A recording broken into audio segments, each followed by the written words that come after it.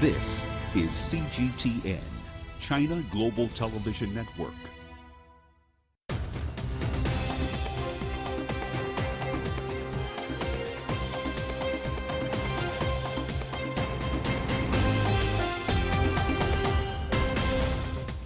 Hello and welcome to the World Today on CGTN. I'm Mahia Mutua in Nairobi. Here now are your top stories. Tennis star Novak Djokovic will not defend his Australian Open title after losing visa cancellation appeal. Powerful volcanic eruption in Tonga triggers tsunamis in coastal areas, both sides of the Pacific Ocean.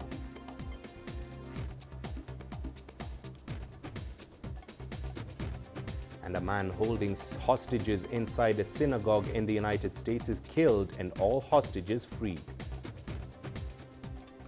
We begin with the visa dispute of tennis star Novak Djokovic. The Australian Federal Court has upheld the cancellation of Djokovic's Australian visa. Greg Navarro has more. Behind me is a crowd of Serbian supporters, Novak Djokovic supporters, something you don't normally see in front of a federal court building here when there's a case going on. Usually it's a little bit more subdued. They're still digesting the information that adds exactly what you just said. There was a unanimous decision that they decided to dismiss Novak Djokovic's application seeking reinstatement of his visa. Simply put, his second chance, last chance effort to be able to stay in this country and participate in the Australian Open beginning tomorrow and defend his championship. They're all gone. They were adjourned in a matter of minutes. And they made the announcement about 20 minutes ago saying they would come back to let us know.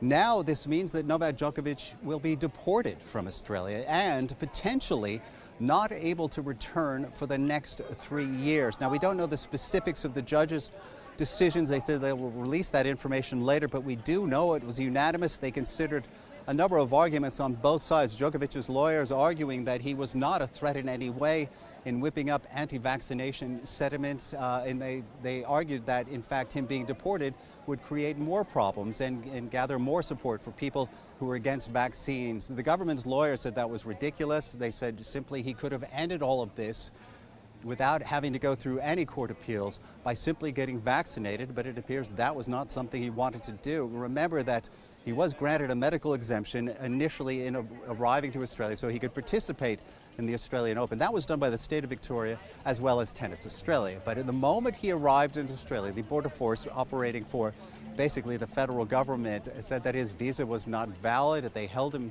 in detention for several hours. That case went to court, went before a trial judge. Well, in a statement released on Saturday, Djokovic said he was extremely disappointed by the court's decision. Djokovic added that he would respect the decision to cancel his visa. The tennis star says he plans to cooperate with relevant authorities in relation to his departure. Djokovic was hoping to participate in the Australian Open, which begins on Monday. He says that he now hopes that the focus can return to tennis and the tournament. Tonga is reeling in the aftermath of a tsunami. This after an underwater volcano set a chain of destruction in motion. It sent people fleeing as it swamped the Pacific island. Charlotte Parsons reports. It began with this, an underwater volcanic eruption, powerful enough to send plumes of smoke and ash 20 kilometers into the sky. What came next was this. A tsunami hit the Pacific island of Tonga, crashing through streets and homes, sending residents scrambling for higher ground. A choir group was said to have been practicing in this church right before the water came flooding in. Locals describe ash falling like rain on Tonga's capital, which lies just 65 kilometers north of the volcano. The 8-minute eruption was so violent, it sounded like thunder in Fiji, more than 800 kilometers away. So far, there are no reports of casualties, and the full scale of the damage has yet to be revealed. The volcano was declared dormant just a few days ago, but today it showed itself to be anything but. Charlotte Parsons, CGTN. Meanwhile, sources at AP are claiming the threat of tsunamis across the Pacific have subsided after a massive volcanic eruption in Tonga. The extent of the damage has remained unclear as Tonga's communication has been knocked out. Earlier, our correspondent Owen Poland sent us this report from Auckland. As you can see in the sea behind me, it looks very calm right now. But the eruption was so violent that explosions were heard more than 2,000 kilometres away here in New Zealand. And authorities immediately issued a tsunami alert for the east coast of the North Island, which warned of potential sea surges and coastal flooding. And because it's been almost impossible to get an accurate assessment of any casualties or damage, because power and communications to the islands were knocked out after last night's eruption, and experts are now urgently trying to get Tonga's submarine communications cable up and running. New Zealand's Prime Minister says the eruption is deeply concerning, and the most significant impact appears to be on the northern side of Tonga's capital of Nuku'alofa, where large boulders and boats have been washed ashore. The capital is also covered in a thick film of volcanic dust, which has contaminated water supplies, so there's now an urgent need for drinking water. Jacinda Ardern says there's no official reports of any injuries or deaths, but it's impossible to know what the situation is in outlying islands, especially without any communications. Meanwhile, on the other side of the Pacific Ocean, the shores of several Peruvian cities have been flooded with seawater after that massive volcanic eruption off Tonga. In the city of Pisco in southern Peru, people were walking with water up to their knees. Some vehicles were also trapped in the flooded streets. Many coastal towns have evacuated visitors from the beaches as a safety precaution. The ports are definitely being closed as a precaution for the vessels. The closing of the ports means we raise red flags. That indicates that bathers must not enter the sea. Meanwhile, Japan has also been urging people on the Pacific coastlines to stay away from the shores. Boats were toppled or submerged in water in Kochi Prefecture on Shikoku Island. The East Japan Railway Company says local train services have been suspended in coastal areas where a tsunami advisory was in place. Coastal residents were asked to stay on high ground. A number of domestic flights connecting airports in the affected regions have also been grounded.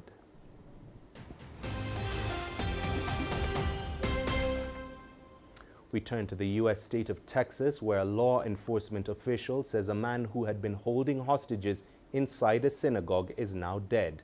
All 4 hostages have been freed unharmed. The announcement came more than 10 hours after 4 people were taken hostage at a synagogue in the city of Colleyville. Earlier, investigators said the suspect may have been seeking to free Afia Siddiqui, a woman convicted on terrorism charges who's serving an 86-year sentence. Kiev believes a hacker group linked to Belarusian intelligence carried out a cyber attack that hit Ukrainian government websites this week. A senior Ukrainian security official said the attack used malware similar to that used by a group tied to Russian intelligence. Officials believed Russia was probably involved but gave no details. Russia has dismissed such fears as unfounded. Guy Henderson now reports from Kiev. In the early hours of Friday morning, the Ukrainian government revealed that several of its ministry websites, including the Foreign Ministry, the Defence Ministry, Council of Security, had been affected by a cyber attack. Now, since then, services have mostly got up and running again, but later on Friday afternoon, we then had a statement from a press spokesman at the White House saying that its military analysts had been telling it that Russia may have been putting in place a team that would be preparing to carry out what they call a false flag attack. That is, an attack that would be aimed at its own side or supporters, which would then allow it to blame Ukraine for those actions and give it the excuse to escalate towards conflict. Now, that is something that the Kremlin has said, according to the TASS news agency, is unfounded. Russia, of course, denies any plans to actually invade Ukraine, but the United States government does appear to be really pushing that message now that, in its view, Russia is setting the stage, if you like, for conflict with Ukraine. We also heard from Victoria Newman, who is one of the United States' top diplomat speaking to the Financial Times. She said that the signs were pointing to Russia using what it described as a playbook that it had seen Moscow use before, where it carries out certain acts which are designed to escalate things. Guy Henderson, CGTN, Kiev. Russia says the troops it sent to Kazakhstan last week have returned home. The troops were deployed at the request of Kazakh President Kassym-Jomart Tokayev to help curb violent street protests. The demonstrations started amid widespread outrage over a sharp rise in fuel prices. They quickly spread nationwide and descended into violence. Thousands of people have been detained.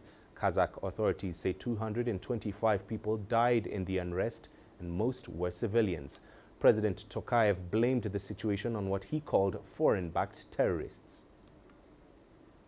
Moving to Uganda, where at least 5 pupils have died and several others were wounded after fire gutted 2 dormitories at separate schools in the country. The incidents happened barely a week after schools reopened after 2 years of closure due to the COVID-19 pandemic. Leon Senyange has that report. Police say 4 pupils died after fire gutted their dormitory at a school in the capital, Kampala. The fire started at around 3 a.m. on Saturday morning, burning through the dormitory that accommodated Primary 1 and Primary 2 pupils. 3 pupils were rescued in critical condition. They were taken to a hospital and are being treated. Several parents were blocked from accessing the school as they rushed to pick their children that survived. So we are employing the police to take on the investigations, to see what caused the fire, and we sympathize with the families. In a similar incident in Chotera, about 170 kilometers from the capital, another pupil was reported dead in a fire that gutted the boys' dormitory. The fires occurred barely a week after schools reopened following 2 years of closure due to the COVID-19 pandemic. The incidents will be a major concern for both authorities and parents ahead of a 14-weeks-long school term. Leon Senyange, CGTN, Kampala, Uganda.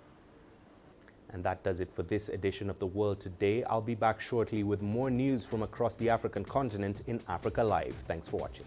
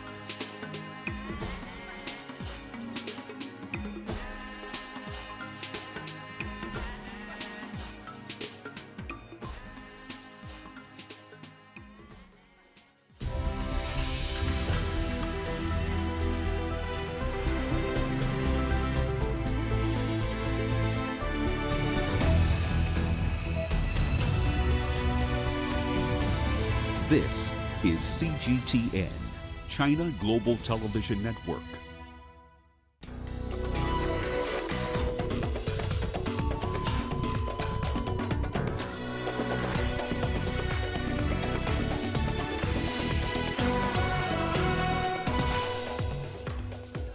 Suicide bomber targets vehicle carrying Somali government spokesperson. Confirmation of death of security officer during anti-military protests in Sudan heightens tensions.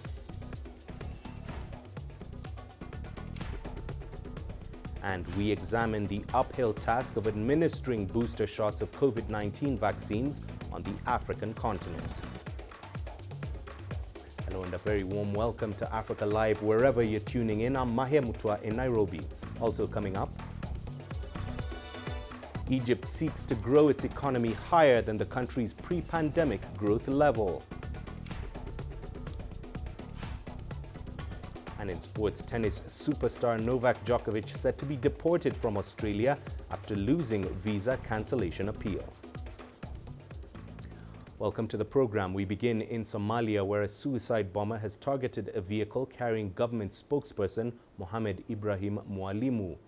Police say Mwalimu was wounded in the attack. The attack happened at the busy Dabka intersection in the capital, Mogadishu. The road is near the presidential palace. The incident took place a few days after militant group Al-Shabaab carried out a suicide car bombing that killed at least 10 people in Mogadishu on Wednesday. Well, for more on this, let's now go live to the Somali capital, where Mohamed Kahir is standing by in Mogadishu. Mohamed, what more can you tell us about this attack and the intended target? Well, the Office of the Prime Minister, just a statement from the Office of the Prime Minister, has confirmed that the spokesman of the government, Mohamed Ibrahim Mwalimu, was wounded in that attack claimed by armed group Al-Shabaab, and is now nursing his wound in one of the hospitals in capital Mogadishu. And they say that his injuries is not life-threatening. Al-Shabaab has claimed the responsibility of this attack, saying that the target of this particular explosion was targeted. And also the police say that this particular attack happened at, as you said, in Dabka Junction, which is a very intersection in the capital Mogadishu, where most of the attacks by Al-Shabaab happened in Mogadishu. So Mohamed Mwalimu was wounded in this particular attack claimed by armed group Al-Shabaab. It happens just 1 month ago, when in November, similar suicide attack by armed group Al-Shabaab targeted the director of the Mogadishu State Radio Mogadishu, Abdulaziz Mahmoud, who was unfortunately killed in the attack, and also the director of the state television, who was also injured and now is undergoing further medical attention in Turkey. So this latest attack is happening as the country is gearing up for the crucial parliamentary elections ahead of the presidential elections. And Mohammed, what can you tell us about the measures that authorities are putting in place to boost security in the country in the run-up to planned elections there? Well, yes, the country is gearing up for presidential and parliamentary elections. Just a few days ago, the Somali leaders have agreed to expedite the elections, which was already delayed several times. And security is very key here. And just on Thursday, when there was a weekly cabinet meeting, the Prime Minister stressed the need to beef up the security across the country, especially in the capital, where most election activities are taking place. And the AMISOM peacekeeping force, that is the African Union peacekeeping force in the country, with Somali security architecture, Somali security forces, have beefed up the security across the country. And especially during the day, you see a lot of patrols happening at the main busy social areas to preempt this kind of attacks in Somalia. And of course, Al-Shabaab is trying to steal the show during this electioneering period to carry out these attacks, that showing that it's still present and it can hit anytime, anywhere. All right, Mohammed, thank you very much for those updates. Mohamed Kahir joining us live from Mogadishu in Somalia. Let's turn to Sudan now. The country has recorded the first death of a security officer during anti-military protests. The officer was stabbed to death on Thursday, according to the country's police spokesperson. Astatal has more. According to Sudan's police spokesperson, the unnamed police general was stabbed by a group of protesters. He was allegedly treating a colleague when the attack happened. Both officers had been working to secure the scene of the protest. The Forces of Freedom and Change has been repeatedly calling for protest following the October 25th military takeover. The group is distancing themselves from the events of Thursday's protest, reiterating its non-violent stance. The enemies of the democratic transition are present in our regional and international surroundings and are not satisfied with any civilian-led transition in the country, nor are they satisfied by the revolution that has adhered to the peacefulness since 2018 until this moment. The country is going through a period of political unrest. Experts fear the continued turmoil could lead to more violence. The worst scenario, which we do not want, is for the country to go into complete chaos with a constant state of tension, and the protests may develop into violent protests as happened in some countries, and this leads to the outbreak of a civil war in Sudan. Demonstrators continue to call for the military to step away from the country's transition process. Asatal, CGTN. Tunisia has launched a national consultation to draft a new constitution. The online platform will be open until March the 20th. Eligible topics include electoral, economic, social, health and education affairs. Adnan Shawashi has the details. On July 25, 2021, Tunisian President Said sacked the Prime Minister, froze Parliament and lifted MPs' immunity. He later appointed a new Prime Minister and called for changing the country's political system from parliamentary to presidential. Said said the e-dialogue with the population and the online consultation will determine the nature of the new political system in the country. Tunisian youth can easily use the digital platform to make their voices heard. This online forum allows people to share their proposals, views and thoughts about the country's future, as well as its constitutional system, the new constitution and the electoral system. We will make this happen in a record period of time. The national consultation is dubbed Your Opinion, Our Decision. It is targeting hundreds of youth centers through an electronic platform across the country. Some people have welcomed the initiative, while many others have criticized the project. I will participate in the consultation, but I don't think my views will change anything. I'm not sure whether someone will read my comments and take my proposals into account, but I think everyone should contribute. The online consultation does not respect the digital gap in Tunisia, as more than 40% of the population does not have access to the internet and cannot answer questions online. The questions are very superficial and do not take into consideration the current dangerous situation. The consultation is oriented in one direction. It paves the way for a presidential referendum next July. Constitutional law experts explain that the national consultation is challenging technically and legally. In fact, Qais Said did not explain who will be in charge of sorting and filtering the online results. In the absence of parliament, Said also plans to appoint a group of experts who will draft the new constitution. The president should not make the mistake of drafting the new constitution and the electoral law and approve it by experts he will designate. This scenario will pose many problems. The committee of experts should be made up of independent experts in different fields like history, philosophy, social sciences, and law in order to speak for the population instead of imposing the unilateral vision of the president. The Minister of Communication Technology has declared that the national consultation includes 6 axes.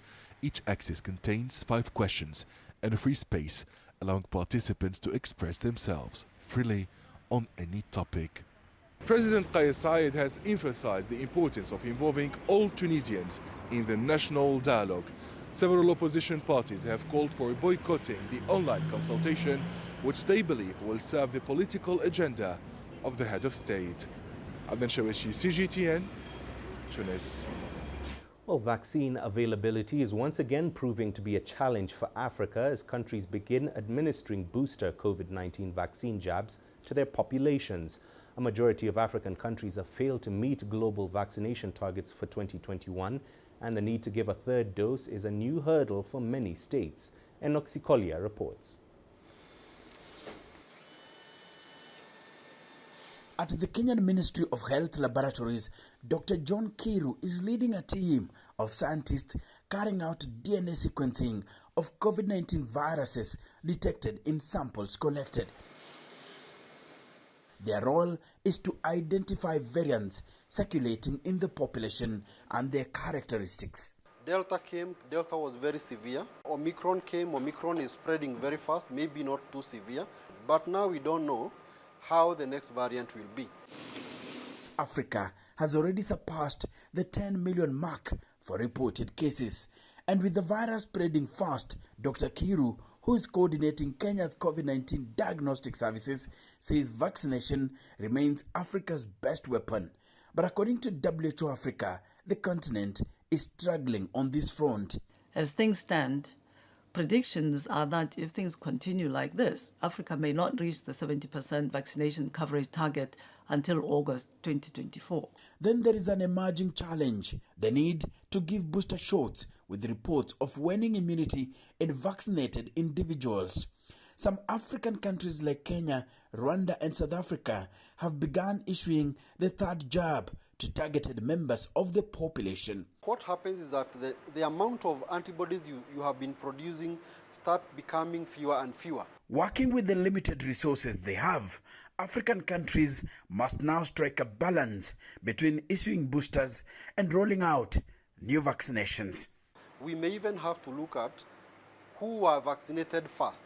So if you had been vaccinated more than 6 months ago, most likely you require a booster and you are also in other categories you qualify.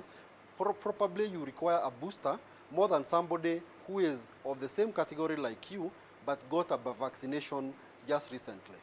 WHO's Regional Director for Africa has, however, continued to lay emphasis on the need to have more people vaccinated. If African countries get the doses and support necessary to vaccinate 70% of their populations, as is the case for many wealthy countries, we could avert tens of thousands of deaths from COVID-19.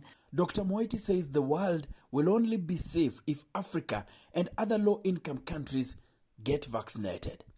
Enoxikolia, CGTN, Nairobi, Kenya. Well, it's time for a quick break. Here's what's still ahead on the program.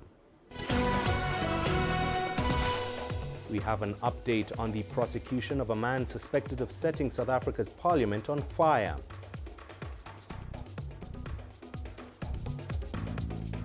And Somalia repatriates over 90 detained migrants from Libya.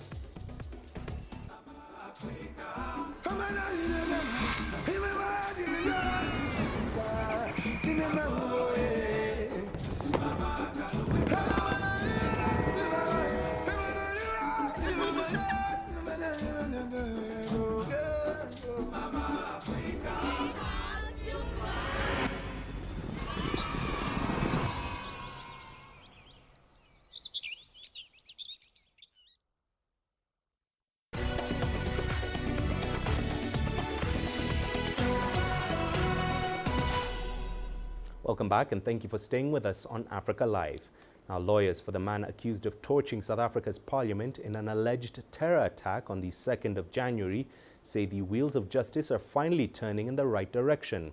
This was after Western Cape Judge President John Hlophe granted the accused the opportunity to apply for bail next week. Renee Delcarme reports. 49-year-old Zandile Christmas Mafe, who many say has been living rough on the streets of Cape Town for the past few years, was arrested on the day the fire at Parliament broke out. He faces charges of terrorism for unlawfully and intentionally placing, discharging or detonating an explosive or other lethal device at Parliament. And the state is strongly opposed to him getting out on bail. There's a couple of issues reasons that we are opposing bail. It's a serious charges that the accused is facing. We've got a strong case against him, so we'll oppose bail.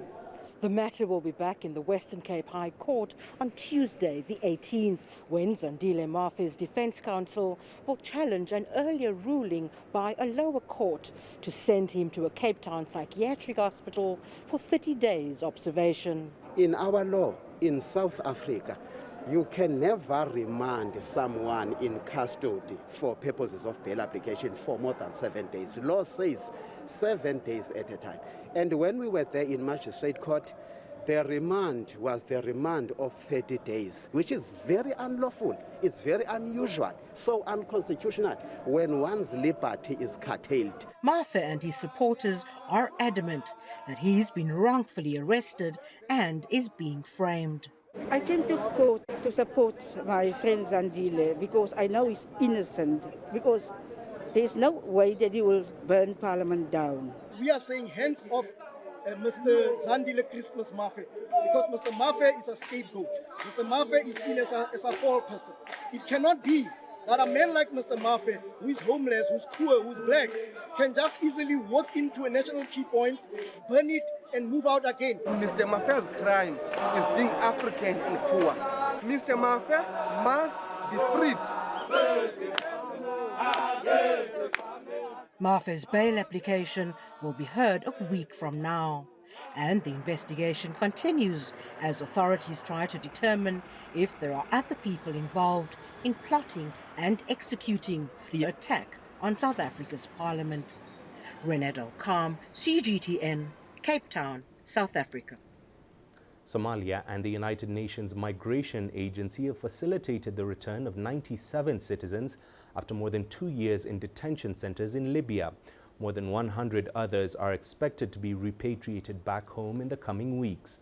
Mohamed Kahir has the details now from Mogadishu. With the help from International Organization for Migration, the Somali citizens were brought back home from North African state of Libya following years of detention. They were arrested while trying to cross the Mediterranean Sea to reach Europe. They are happy back home after years of confinement. I was in jail for 2 years. They used to torture people inside the prison and ask for ransoms of more than $5,000. Others thanked Somali leadership for their freedom. I cannot express my feelings today because I was in jail for 2 years and 4 months in Libya, and I appreciate Somali people and the leadership for their efforts to freedom from torture in jail and bring us home. The Somali Foreign Affairs Ministry said another 100 citizens are expected to be released from Libyan detention, where they will be repatriated. Last month, our president met with his Libyan counterpart in Turkey, and they agreed to fast-track the freedom of Somali citizens held in Libyan jails. This is the first batch after COVID-19 pandemic, and we expect to bring other citizens back home in the coming weeks. According to Somali government, more than 2,500 Somalis have been repatriated from countries like Libya, India, Tanzania, Eritrea, and Sudan since 2018. Mohamed Kahir, CGTN, Mogadishu, Somalia. To West Africa now, where Nigeria has reported nearly 400 cases of circulating mutant polio virus type 2 across 27 of its 36 states. Health authorities in a statement said the outbreak is a result of immunity gaps in children fueled by the coronavirus pandemic. Kelechi Emekalam reports. The National Primary Healthcare Development Agency says the mutant poliovirus type 2 is predominantly in communities with poor sanitation, contaminated water, and poor sewage disposal. The virus causes paralysis in children from 5 and below. Nigeria was certified polio-free in August of 2020 after marking 3 consecutive years since the last case of wild polio was identified.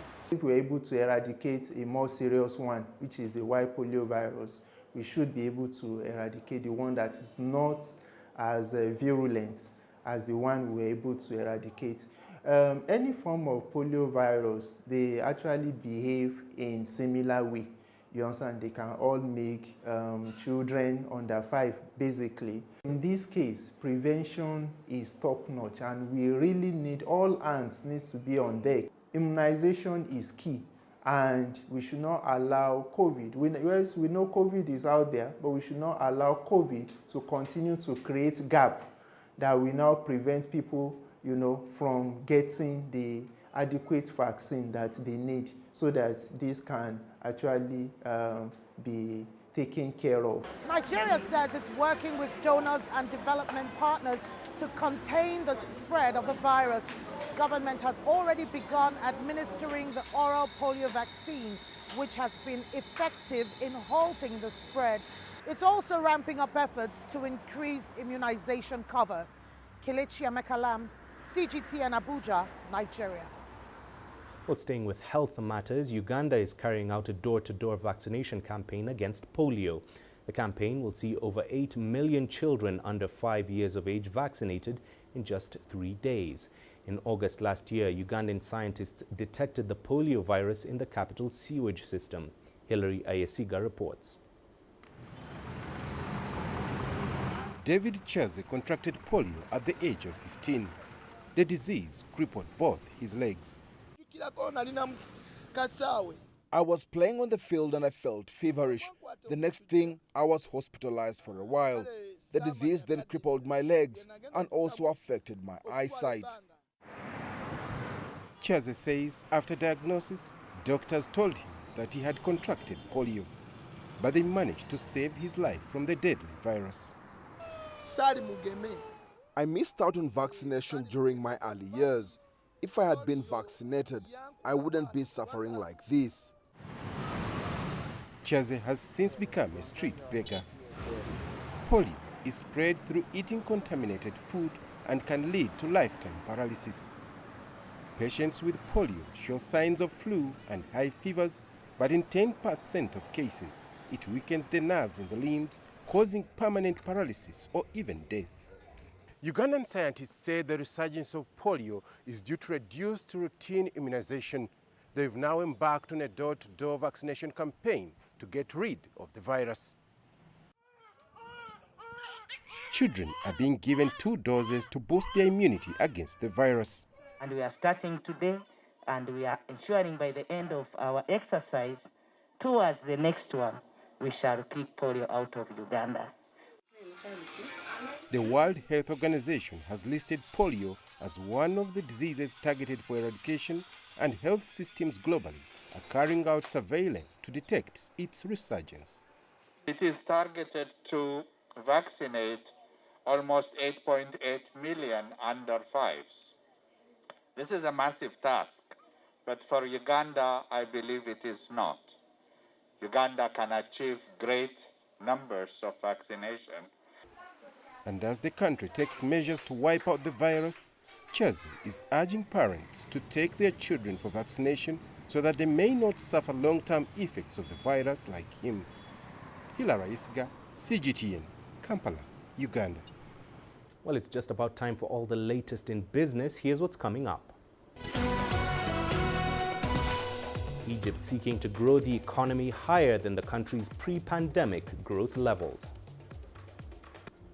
Africa is the nexus of enterprise, and global business will tell you why it matters. From the mega investment projects to multi-billion-dollar mergers and acquisitions. Africa today collects, just in terms of revenues from taxes alone, $545 billion a year. If you take 10% of that and you devote it to the energy sector, problem solved. All this on Global Business, weekdays at this time on CGTN.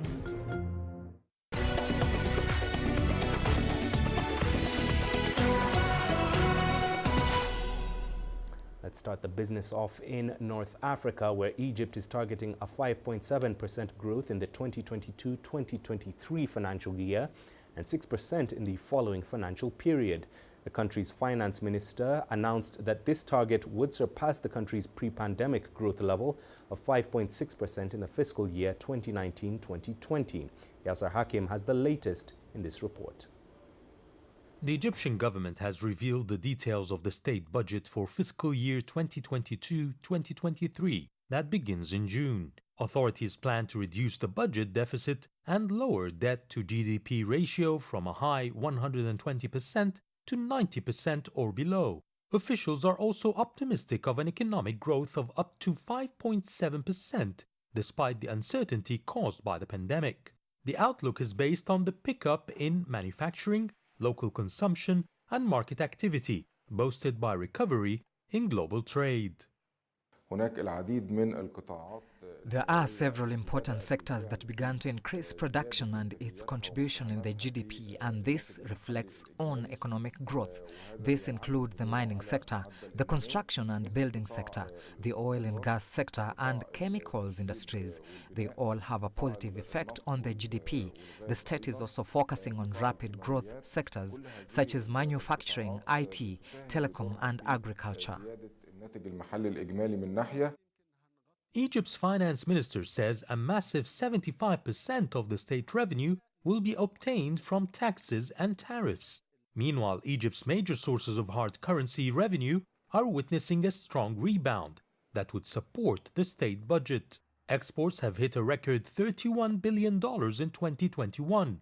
Suez Canal revenue has exceeded $6.1 billion for the first time in its history, as well as expatriate remittances have risen 15% year-on-year. The all-important tourism sector has also been recovering, although still well below pre-pandemic levels. The 2022-23 fiscal budget projects an average 15% increase in expenditure on social welfare programs to support the medium and low-income earners who have felt the brunt of years of austerity measures, followed by the pandemic-induced economic fallout.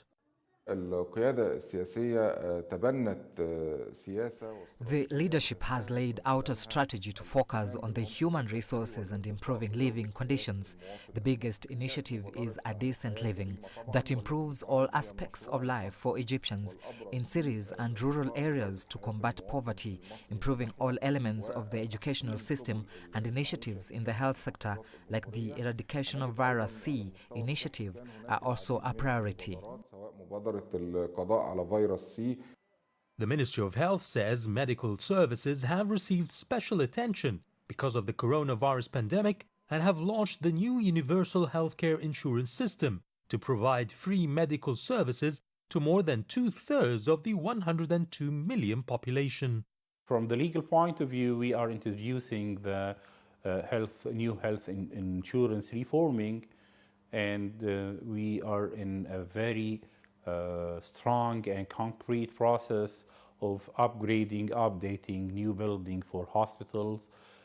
Now the system includes more than 124,000 beds, and we are increasing. We are utilizing all the services.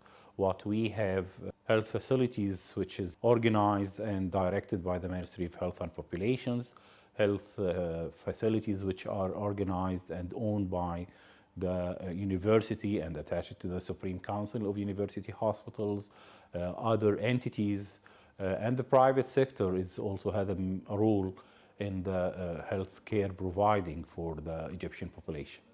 The state budget has now been presented to Egypt's parliament for approval, upon which it will be implemented from June 2022. Yasser Hakim for CGTN, Cairo. Africa's internet economy is transforming development on the continent by fostering economic opportunities and providing innovative solutions to complex challenges in key sectors. The E-Economy Africa 2020 report talks of the great potential of the continent's internet economy, the promising tech entrepreneurs driving innovation, and the growing tech talent across the continent. Nick Mudimba gets into the details. The internet economy is expected to add up to $180 billion to Africa's gross domestic product by 2025, accounting for 5.2% of the continent's GDP, according to a report on e-economy issued by the International Financial Corporation in collaboration with Google. Now, by 2050, e-economy is projected to add up to $712 billion to Africa's GDP, representing 8.5% of its GDP, according to the report. Africa's GDP witnessed a growth of 4% per year between 2010 and 2019, more than twice of that European countries at 1.7% and Latin America also at 1.7% over the same period. Now, according to the report. Now, the report further says that the African internet economy is one of the largest overlooked investment opportunities of the past decade, with potential for profound impact on the continent's development. It also noted that despite the COVID-19 pandemic and its related harsh impacts on the global macroeconomy, including Africa, African e-economy is expected to be resilient as usage of digital connectivity and services have increased significantly during the crisis. The report expected e-commerce, e-logistics, education tech, fintech, entertainment and health tech to be the subsectors that will drive the resilience of Africa's e-economy. It's back to you. Now, Nigerians are bemoaning the recent move by the government to tax non-alcoholic beverages. Authorities announced an excise levy of 10 naira or $0.024 on every litre of drink to shore up government revenue. Kelechi Emekalam reports. An array of various brands of carbonated drinks in this store in Nigeria's capital, Abuja. Coroni Fortune runs this decade-old business, which she has grown from a retail store to a wholesale outlet. She rakes in a profit of an average $1,000 monthly. But that's been threatened by government's new tax on products like hers. The demand is high, very high. But recently it started dropping because of the increase in price. And consumers may be seeking other alternatives. People are suffering. People are going through a health. So government should not be talking about increasing VAT on drinks. You buy 2 Coke now, 500. You are looking at the cost of food. I think we need to focus on having our own locally made drinks, what that can be made in communities, so that the transportation of those drinks from the brewery or from the warehouses can reduce. Nigeria's soft drink market is estimated at $1.4 billion, growing from $713.6 million in 2016. That's according to global market research firm Euromonitor International. Economic watchers are worried that the government's levy on non-alcoholic beverages could impede the sector's gains and aggravate inflationary pressures. This is a policy that ordinarily the government should have figured out. What are the implications? What are the gains on the part of government, on the part of Nigeria as a nation? Can we mitigate the job losses? Can we mitigate the revenue that will accrue to some of these companies? It's going to affect the value chain. It's going to affect that sector critically.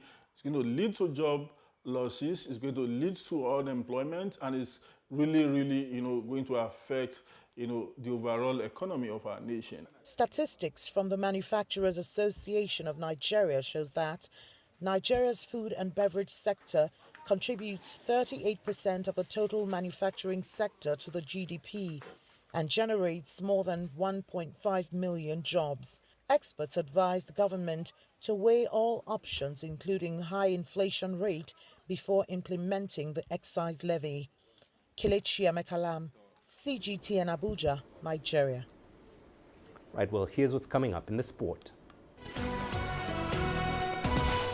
Tennis superstar Novak Djokovic set to be deported from Australia after losing visa court appeal.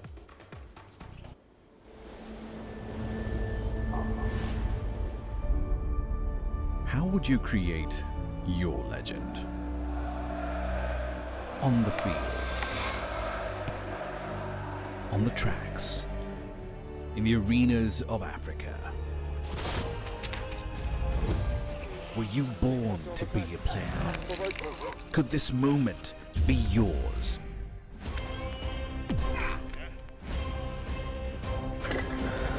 Sports Scene. Find your game.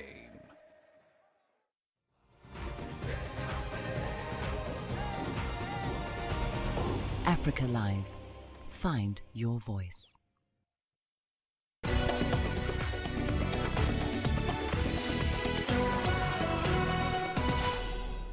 Well, let's start with some of the latest news from Australia, where a court has upheld a government decision to cancel Novak Djokovic's visa this morning, ending the unvaccinated tennis superstar's hopes of winning the Australian Open and clinching a record-breaking 21 Grand Slam titles.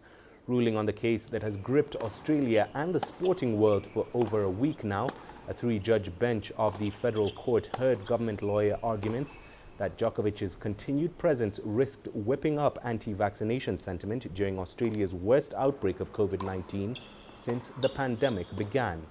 A medical exemption that allowed the Serbian world number 1 to enter the country without being vaccinated had sparked fury in Australia and became a political issue for Prime Minister Scott Morrison, who has to call a federal election before May. The orders of the court are: 1, the amended application be dismissed with costs, such costs to be agreed or failing agreement assessed. 2, reasons to be published at a later date. Those are the orders of the court.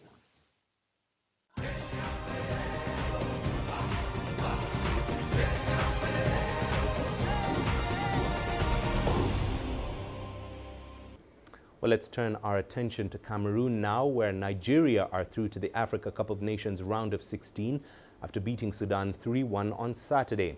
Goals from Samuel Chukwueze, Taiwo Awoniyi and Moses Simon were enough to help the Super Eagles grab their second win of the tournament. Deji Bademosi brings us the reactions from fans in Lagos.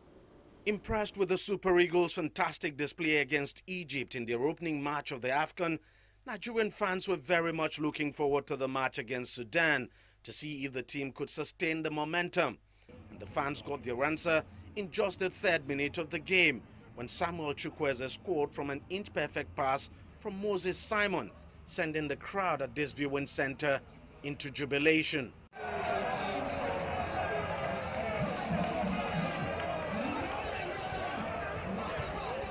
The Super Eagles effectively controlled the game from that point, dominating possession and dictating the pace. And on the stroke of half-time, they doubled their lead through striker Taiwo Awoniyi. And just shortly after the start of the second half, it was 3-0, courtesy of an individual goal by Moses Simon in the 46th minute. The game more or less died as a contest from that point, but the Sudanese managed to get on the score sheet with a goal via a penalty in the 70th minute. For the Nigerian fans, this was another fantastic performance from their team. There is no doubt that this is a rejuvenated Super Eagles. It's giving us confidence because they are playing confidently. Everybody playing for one another, are confident on the ball, not afraid of taking the opponent's runs, playing for one another. I tell you, this is Super Eagles that we know, and it's a very fantastic game. Nigeria now tops Group D with 6 points and will next take on Guinea-Bissau next Wednesday in the last group match. And even though the team has qualified for the round of 16, they will be seeking to still take all 3 points against Guinea-Bissau. And the fans are confident about that. We are going away with 9 points in that group. Maybe let's say 2-0 is okay for us. Don't let us go far. I think they will try to stay on a winning streak. So I'm not so sure that he will want to do that where we change the team and say, okay, let's rest some players. I think he will want to stay on a winning streak. So Guinea-Bissau, I think it's not going to be too difficult because the players are going to be even more relaxed. See, so I think it's going to be a good game. The Nigerian fans are now believing very much in their team. They're hoping and believing that the Super Eagles can go all the way in the tournament. Deji Bademosi, CGTN, Lagos, Nigeria. Well, Sunday's attention turns to Group E, where Algeria's defense of their title continues at the Douala Stadium, where they go in search of a first victory against plucky Equatorial Guinea in their second match of the tournament. Algeria got their defense off to a limp start when they were held to a stunning goalless draw by Sierra Leone in their opener on Tuesday, where a star-studded team led by Manchester City winger Riyad Mahrez failed to convert any of their 19 shots on goal. Speaking at a press conference ahead of the match, head coach Jamel Belmadi regretted their inability to score, although they have now gone 27 games without defeat. Stressing that there is no small team in the Africa Cup of Nations, Belmadi and his defender Youssef Attal maintained that they would do everything to win without underestimating the Guineans, who are bottom of the group following an agonizing 1-0 loss to Côte d'Ivoire. J'ai vu des joueurs frustrés, énervés, fâchés.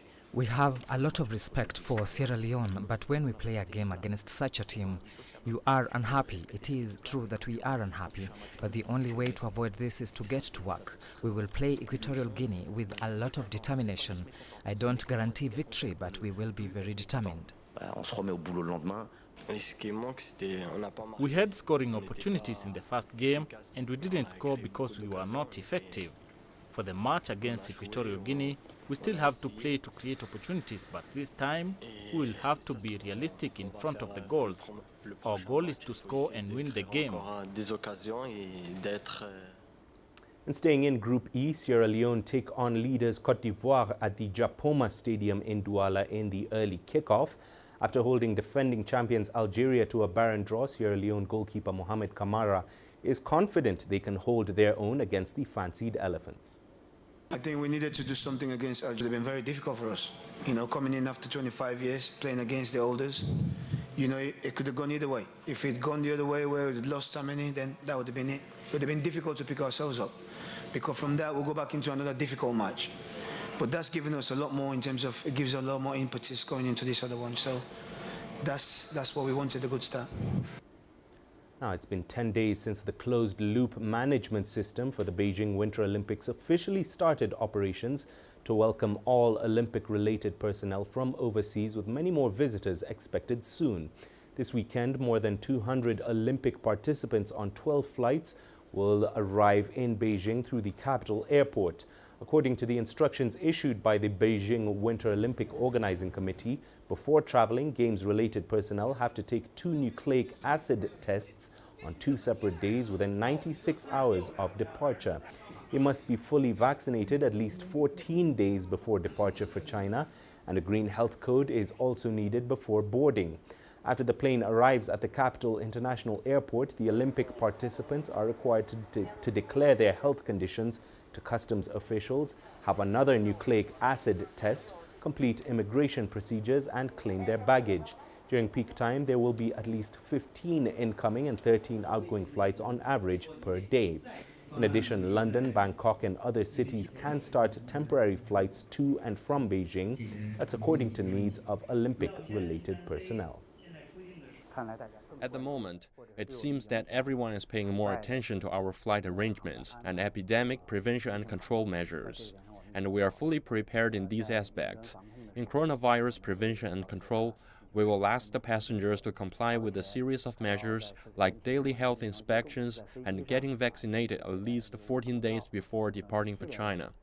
They are also required to wear N95 masks throughout the flight, and we have increased the efficiency of customs clearance to make their stay at the airport shorter, so that the risk of infection will be reduced. Well, that's it for this edition of Africa Live. Do remember you can send your feedback to those contacts on your screen now and give us a follow on our digital media platforms. I'm Mahia Mutua. Thanks for watching.